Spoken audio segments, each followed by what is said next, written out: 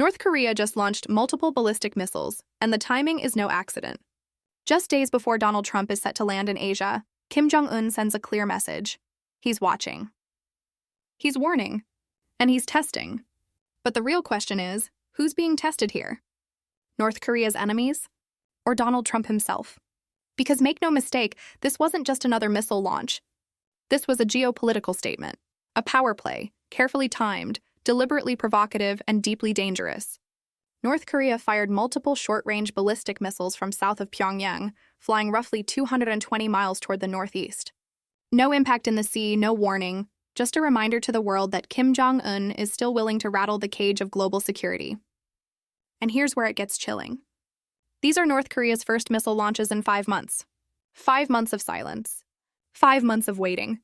And suddenly, just as Trump prepares to meet with China's Xi Jinping and South Korean President Lee Jae-myung, boom, the silence is broken.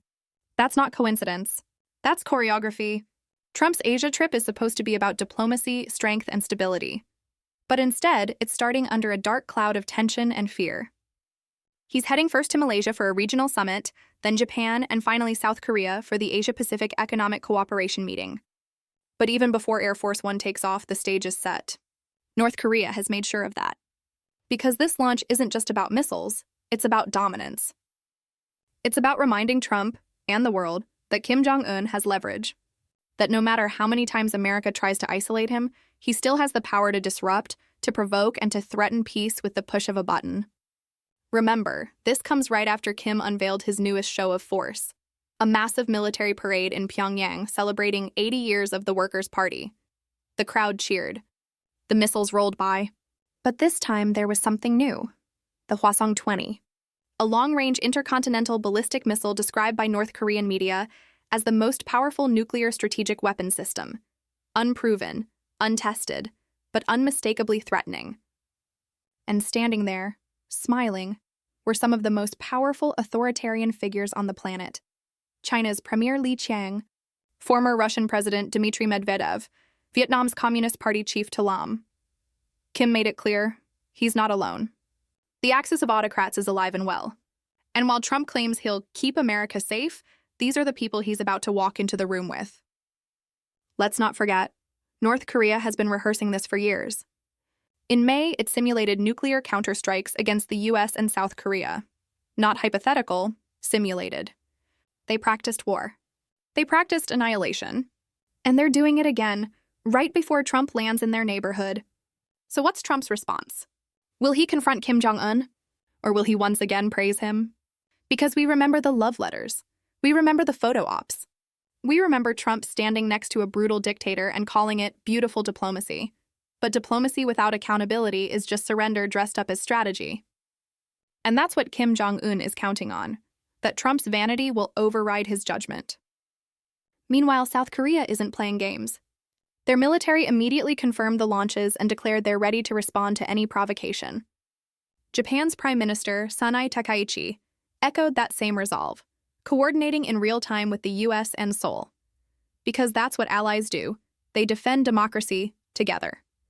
But this moment, this test, isn't just for South Korea or Japan. It's for us. It's for the United States.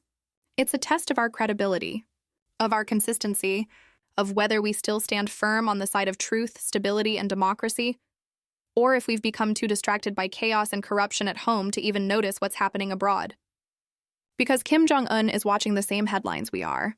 He sees the political chaos in Washington. He sees the MAGA movement tearing at the seams of our democracy. He sees Trump, not as a strong man, but as a man obsessed with image, not principle. And Kim is betting that Trump's weakness can be exploited. And let's be real, this isn't just about missiles. It's about what kind of world we're creating. A world where autocrats coordinate and democracies hesitate. A world where dictators flaunt their weapons while leaders of free nations are forced to defend against misinformation, division, and decay from within. North Korea's missiles aren't just aimed at the sky, they're aimed at global stability. Every launch chips away at peace. Every display emboldens other despots. And every time leaders like Trump choose flattery over firmness, we all become less safe. So let's call this what it is. A power play by a regime that thrives on chaos, met by a politician who has built his career on chaos. A dictator launching missiles for leverage, and a former reality TV star turned president heading into the heart of that danger zone, seeking photo ops instead of solutions. But here's the truth. The world can't afford another Trump photo op. We can't afford empty smiles and hollow promises. We can't afford weakness masquerading as peace. Because peace isn't appeasement. It's strength backed by truth and accountability. This is the moment for real leadership. Leadership that tells the truth, stands with allies, and refuses to let tyrants dictate the narrative. Because history has shown us what happens when democracies look away, when we ignore the warning signs, when we let power-hungry men rewrite the rules of peace. North Korea just sent a message. It's loud, clear, and dangerous. But how America responds, that's what will define this moment. Will we respond with unity and resolve, or division and denial? Will we choose democracy, or let fear and ego lead us astray? Because make no mistake, this isn't just about missiles. It's about who we are, what we stand for, and whether we're still strong enough to stand together. They fired. We watched. And now the world is waiting for our answer. So to every viewer who still believes in democracy, stay alert. Stay informed. Stay engaged. Because our silence is their weapon. And our unity, that's our power. This is the fight for the future. And it starts right now.